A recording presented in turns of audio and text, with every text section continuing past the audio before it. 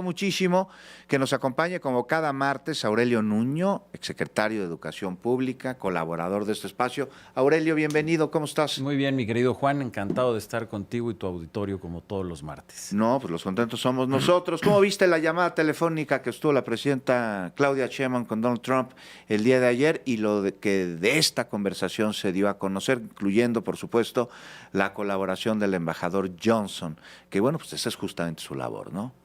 Bueno, mira, yo creo que refleja que la relación sigue siendo una relación que camina. Y eso siempre será bueno, ¿no?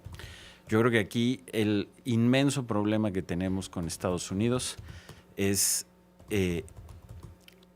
esta visión que se conecta entre el populismo de Donald Trump y su imperialismo, la arbitrariedad con la que gobierna.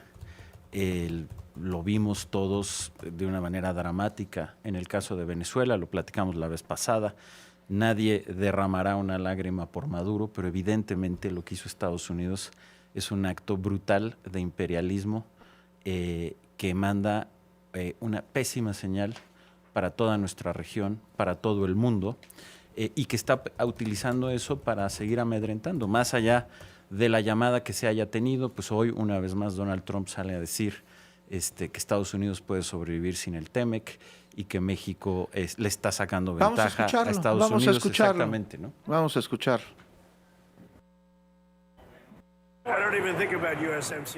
Ni siquiera pienso en el TEMEC. O sea, quiero que a Canadá y a México les vaya bien, pero el problema es que no necesitamos sus productos.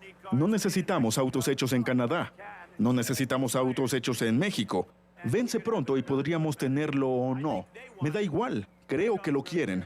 Realmente no me importa. No me supone ninguna ventaja. Es irrelevante para mí.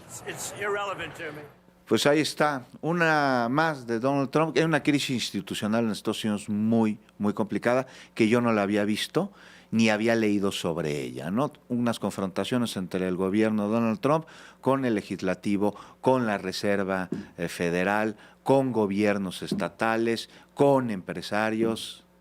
Bueno, es que eso es lo que sucede con el populismo.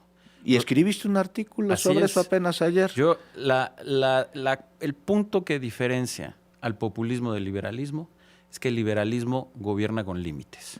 Por eso hay división de poderes en todos sentidos, hay cortes independientes, hay un Congreso independiente, hay un Banco Central independiente, porque se parte del principio de que la vida libre se protege cuando el poder no es absoluto, cuando el poder no es arbitrario.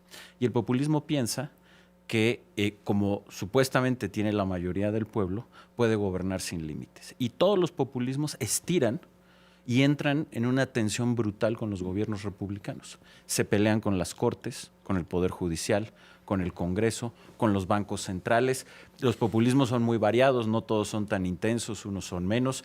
En México, Morena es un movimiento populista, pero el expresidente López Obrador era mucho más populista de lo que es la presidenta Claudia Sheinbaum.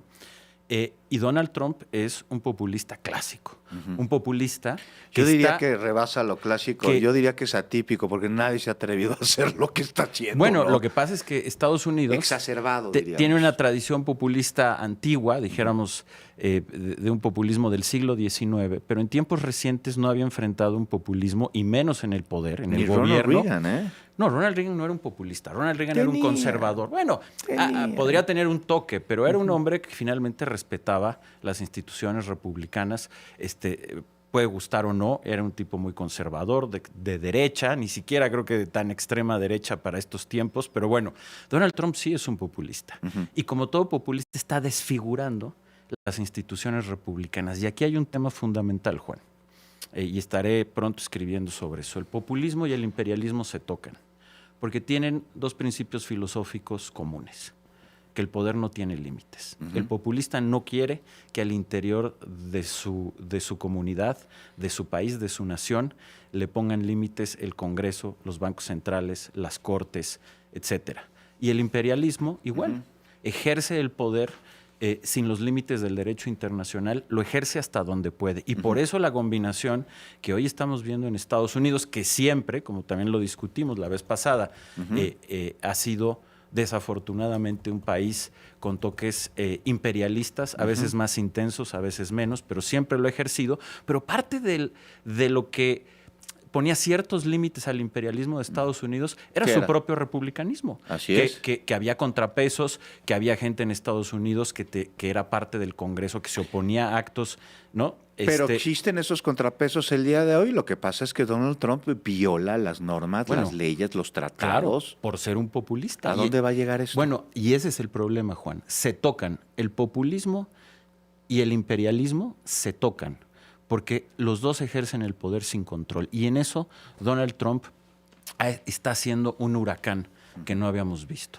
Destruir los controles de poder internos en Estados Unidos, desfigurando su república y ejerciendo un imperialismo que, si bien siempre ha existido, es de una brutalidad como hace mucho tiempo no veíamos. Y eso es un problema para el propio Estados Unidos, es un problema para todo el mundo y, por supuesto, es un problema para nosotros, que somos la frontera del imperio y que somos un país desafortunadamente mucho más débil que Estados Unidos. Y a mí lo que me preocupa es que en ese contexto veo muchas debilidades al interior de México para poder enfrentar esa posible amenaza. Pues fíjate que muchos periódicos internacionales no coinciden con esta última observación que haces, en donde destacan el papel de la presidenta Sheinbaum con Donald Trump, sí en la llamada del día de ayer, pero a lo largo de la relación bilateral, y ponen como ejemplo las tarifas arancelarias que se han impuesto a México, que son mucho menos agresivas que otros países. 30 segunditos, Aurelio. Nada ¿qué más opinas? sobre ese comentario. La presidenta ha manejado bien la situación, aunque básicamente ha sido aceptar lo que Estados Unidos dicta y no pelearse y no calentarse, que creo que es positivo. Pero no ha aceptado ningún injerencismo ni intervencionismo. No, pero sí todos los Le dijo a términos. Trump, le dijo no. Todos los términos de la negociación que ha planteado Trump. Pero a mí la parte Trump que dijo, oye, mira, te envío ayuda. Y ella dijo, no la necesitamos. Y Trump Yo- dijo, bueno, déjame darte tres pinceladas de lo que me preocupa. 15 segundos. Uno, cuando tú no puedes controlar tu propia soberanía en términos de seguridad, eres vulnerable. Cuando tu economía no crece, eres vulnerable. Cuando tu educación está destruida, eres vulnerable. Ahí hay tres vulnerabilidades de México que lo hacen muy vulnerable frente a este imperialismo. Pues de eso vamos a Me discutir, encantará. porque díselo a los 13 millones de mexicanos que salieron de la pobreza en los últimos años sobre la economía. Aurelio, Que no crece, pero bueno, ¿hablamos pronto? me encantará. Gracias. ¿Y qué dicen los mexicanos?